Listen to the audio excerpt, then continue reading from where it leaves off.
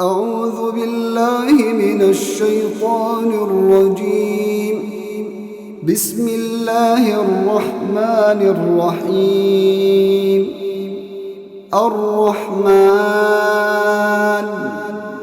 علم القرآن خلق الإنسان علمه البيان. الشمس والقمر بحسبان والنجم والشجر يسجدان والسماء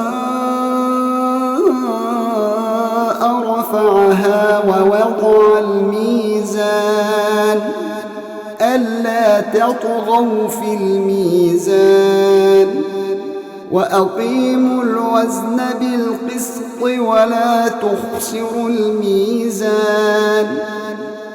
والأرض وضعها للأنام فيها فاكهة والنخل ذات الأكمام والحب ذو العصف والريحان. فبأي آلاء ربكما تكذبان. خلق الإنسان من صلصال كالفخار وخلق الجان من مارج من نار. فبأي آلاء ربكما تكذبان. رب المشرقين ورب المغربين. فبأي آلاء ربكما تكذبان. مرج البحرين يلتقيان بينهما برزخ لا يبغيان. فبأي آلاء ربكما تكذبان. يخرج منهما اللؤلؤ والمرجان. فبأي آلاء ربكما تكذبان. وله الجوار المنشآت في البحر كالأعلام. فبأي آلاء ربكما تكذبان. كل من عليها فان ويبقى وجه ربك ذو الجلال والإكرام. فبأي آلاء ربكما تكذبان. يسأله من في السماوات والأرض كل يوم هو في شأن. فبأي آلاء ربكما تكذبان. سنفرغ لكم أيها الثقلان. فبأي آلاء ربكما تكذبان. يا معشر الجن والإنس إن استطعتم أن تنفذوا من أقطار السماوات والأرض فانفذوا لا تنفذون إلا بسلطان. فبأي آلاء ربكما تكذبان. يرسل عليكم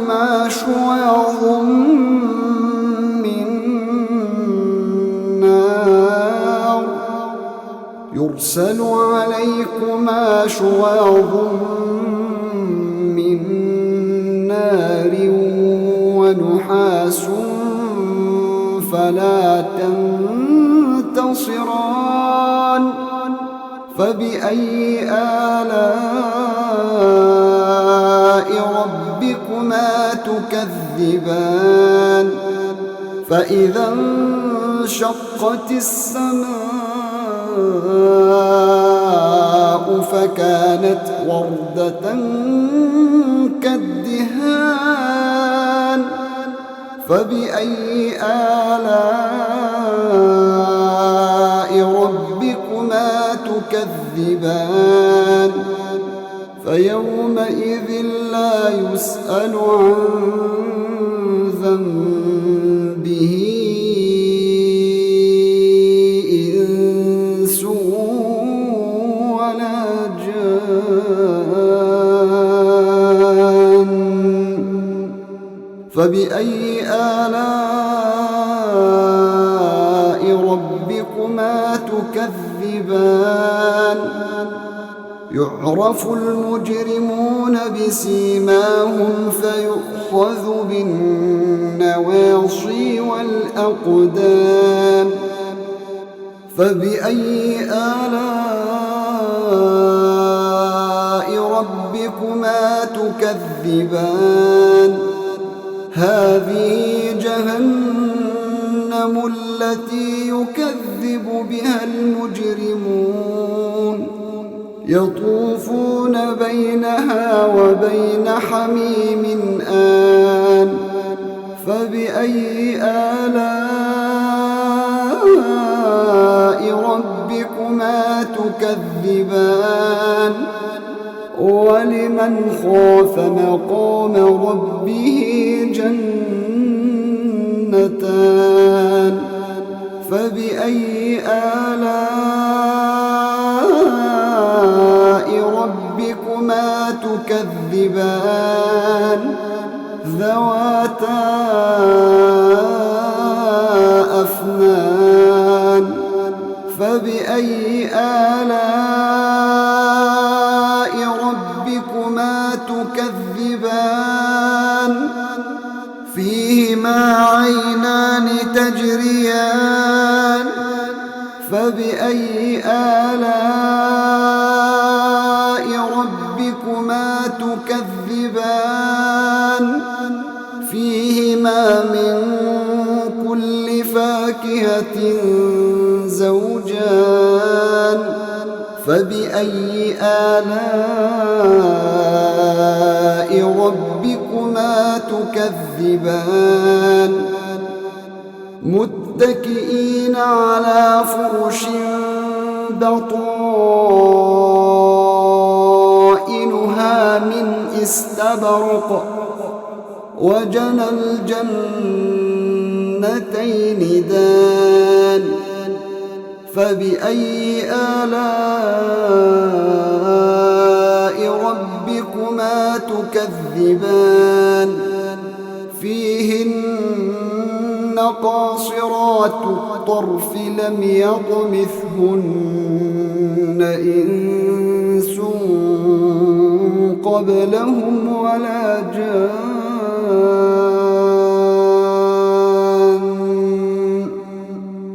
فبأي آلاء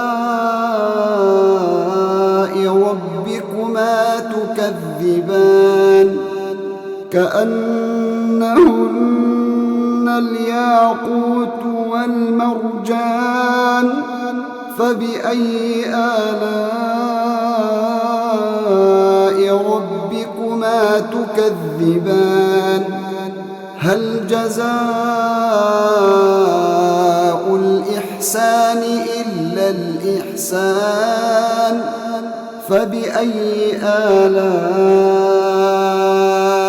ربكما تكذبان ومن دونهما جنتان فبأي آلاء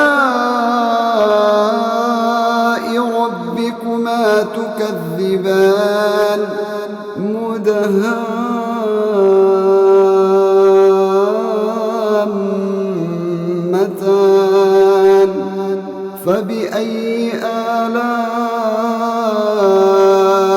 ربكما ربكما تكذبان فيهما عينان نضاختان فبأي آلاء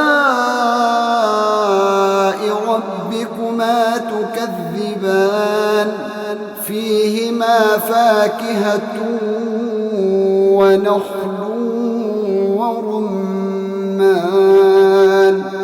فبأي آلاء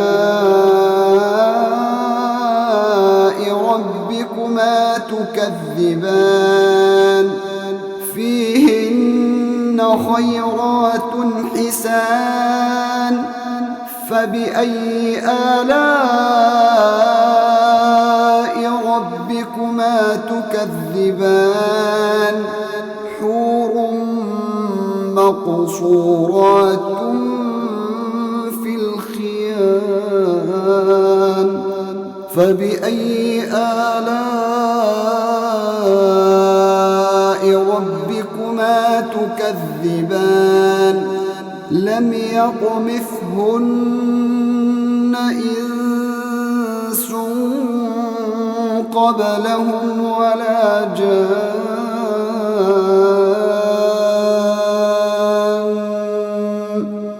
فبأي آلاء ربكما تكذبان متكئين على رفرف خضر وعبقري حسان فبأي آلاء ربكما تكذبان تبارك اسم ربك ذي الجلال والإكرام